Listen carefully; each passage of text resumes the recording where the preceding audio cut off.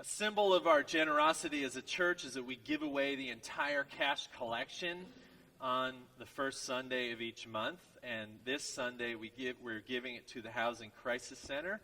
Sherry Ann Ansley is here. We have a long history with the Housing Crisis Center, and we are happy that you are here. You can text to give information in your order of service, and if you write a check, you can write it to the church with Housing Crisis in the memo line. Welcome, Sherry. We're happy to hear from you. Thank you so much, Reverend Cantor. Get close to that microphone. I will do it. All right. Good morning, everyone. Thank you so much for the opportunity to be here to speak with you this morning. And like Reverend Cantor said, thank you for the leadership that your congregation has provided to our organization over the last 10 to 15 years. We're very grateful for that.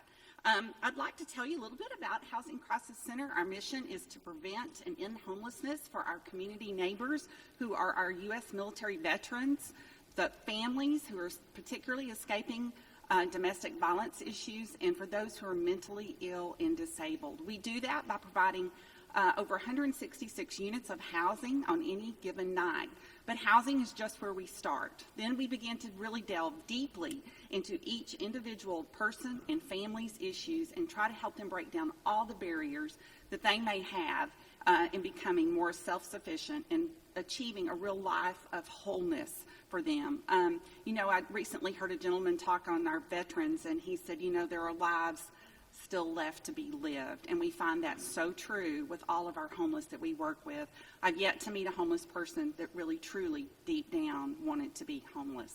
Some choose it for various mental health issues, but no one really wants that. And so we do that by addressing their mental health issues, getting them connected to health clinics in the area.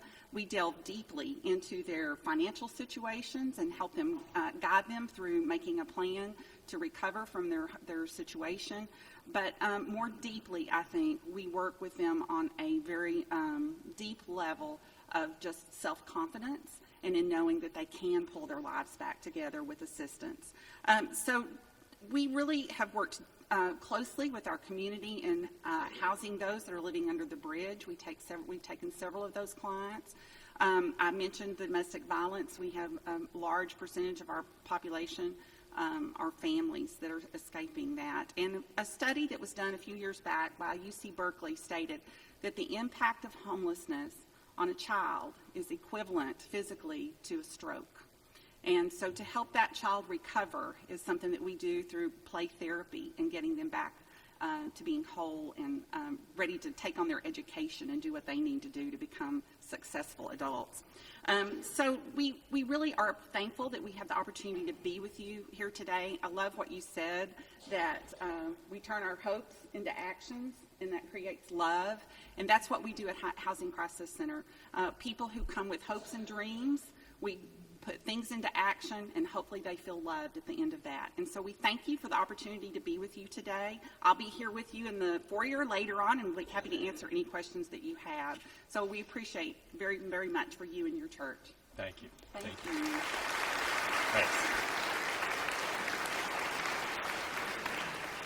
We have been greatly blessed. Let us give generously now for the Housing Crisis Center and all the good work they do.